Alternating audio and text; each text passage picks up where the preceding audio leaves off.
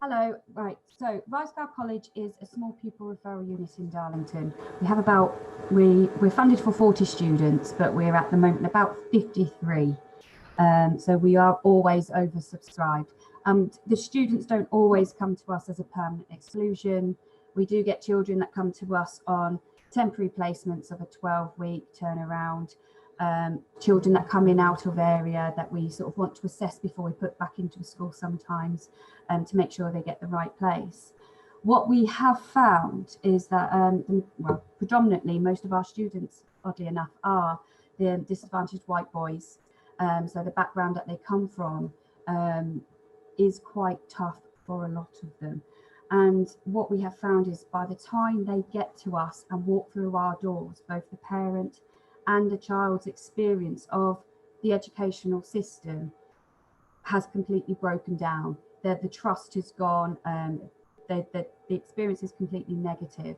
So when they come to us, we have to prove and sort of build that trust back up, and that we deserve to be there and we value those children and the parents, because a lot of the time they come to us, they themselves have been through the system, and there have been occasions that we've had some of the staff go, "Oh, hello, we taught you, didn't we?" And they're like, "Yes." So there's been it's been like a cycle going through, but the relationships have been the key pivotal point for us to get that back, and for the parents to feel the value in education, because if they don't have the value, neither do the students, which I think most of you know anyway.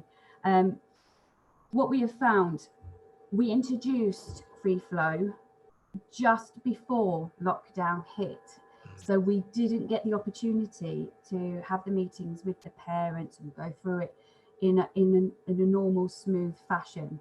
So what we actually ended up having to do was use it straight away as our communication tool through lockdown and our education platform for sending the students their work.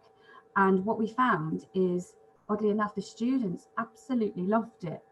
And it was because the parents got to see what they were doing. The parents could make the comments that the students had completed the work. So the students weren't actually putting the work on, the parents were. So they were taking the pictures, uploading, and there were times when the parents would say, "Actually, he's really struggling with that, she's struggling with this, what can I do to help?" And it would just be, "Okay, I'll give you a phone call."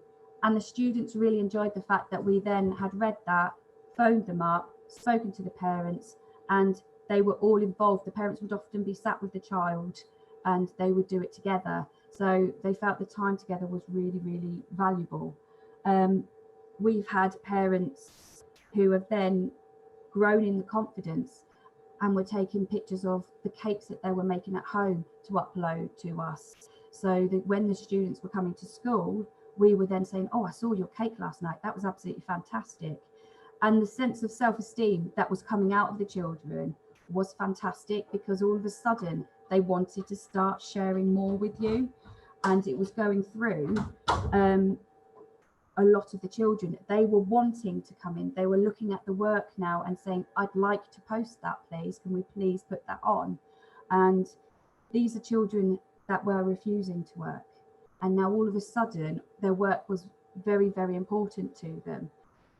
We are at the moment we're building a new unit, a specialist provision, and that's going to be our key communication tool with the parents. Staff at end of each week would have to do a key worker report for the parents to look at. So they would see figures, they would see numbers on behaviours and how they'd been through the week, the communication we had.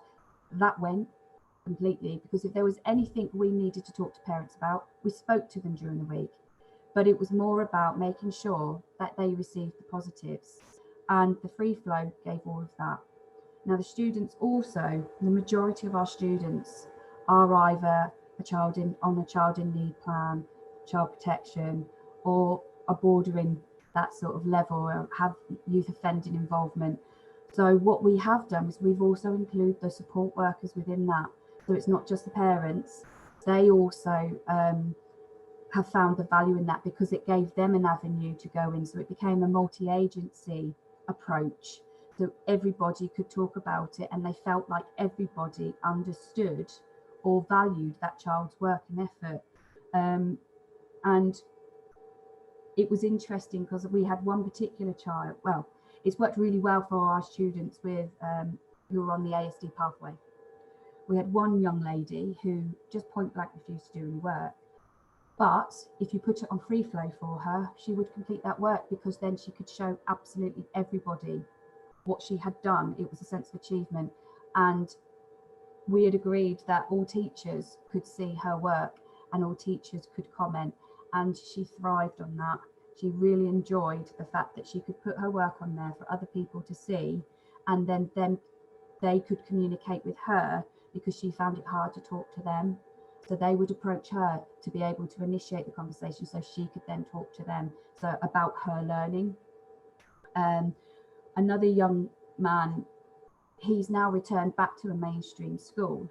What we found was this young man had a slow processing speed, and when the work was put on free flow, he would struggle to see. So mum would ask us how we could break that down. So in the whole process of things, she learned how to communicate better with her son about his learning. So when he moved to his next school, she was then more experienced to be able to tell the teachers what it was that he needed support with. So it wasn't just coming from the professionals. Mum felt confident enough to then say, do you know what, this is what I need to move forward. It empowered the parents more. And the children, again, felt valued, that the parents, they felt confident in their parents, that they knew what it was that they needed. It became a very non-judgmental approach, which they enjoyed. And that's what they needed, because a lot of these parents feel, and it's not necessarily what has happened, but it's their perception that they feel judged in the way that their child is behaving, the way that things are being managed. And this became a much more positive experience. A bit like Joe was saying, the parents wanted to come in and talk to you more. There was a much friendlier approach. When you pick up that phone, it's no longer, you could hear that deep breath going in, as if what they've done now. It's always, oh, hello, nice to see you.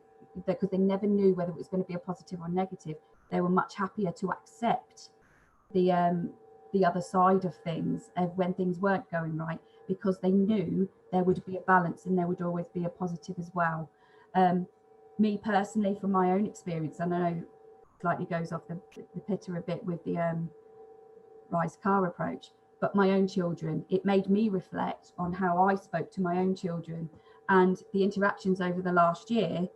It's gone from, like someone was saying, it's, oh, what have you done today? Can't remember, to now them asking questions about their work and seeking reassurance or looking for success. All of a sudden, I'll get a piece of paper now on top of my fireplace with the work that she's done really well to then talk to her about, and then she will start explaining things to me. And it was me practicing that skill with them that helped me with the parents at school as well. Simply changing your wording from how was your day, well, that's easy cop out, giving them a simple thing like what was the best part of your day, because then they actually started to think about actually what was good about my day. And that really worked. So I started doing that with children about their evenings and the weekends, because sometimes we have to be a bit careful with how the weekend, and we always say, oh, what was the best part? Did you do anything interesting? So they start talking about the weekend. So it was working in both ways. And the children are much more positive. They will now, if we want to get a piece of work, they will ask and go and get the iPad. They will do the uploading and try that themselves. We are in a transition at the moment with IT. So in future, it will be more accessible because we'll have the Wi-Fi. We don't have Wi-Fi in our school at the moment. So when the new unit's built, that will become an integral part of what we do. And we're going to be doing a new refocus around what areas we'll be doing what. So at the moment, we've been doing the centre assessed grade, so it's gone a bit by the wayside. I'm not going to lie there, but the renewed focus, now that's all out of the way, we are looking at how we can move forward.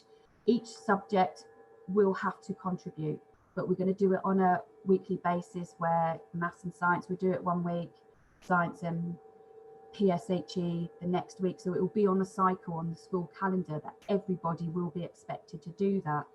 But that does not mean extras can go on, and the children at any point have the freedom just to upload as and when they want as well. So the iPads and the tablets will be lying around, so they could just pick it up, take it, and it can be uploaded. We also have children who are dual registered. So those students that are on assessment placements, we also include the school on that. So the children don't come to us and forgotten about for the 12 weeks that they're here.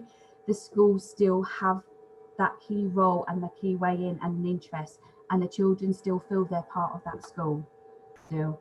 And that has helped the school as well to know that what work they are doing and how they can then bring that back to when they come, because this can be a permanent that can be taken over. So that would be the next step, which would be great, is how we'd get that out to the other mainstream schools in our area to then do a key focus of when they come to us, how that relationship work can go between the school, between us and the parents. So there is quite a bit of work. And obviously we've spoken to our home and hospital teaching service about this and how we can move forward with them too. So that was our next step in how to help them and support them through that.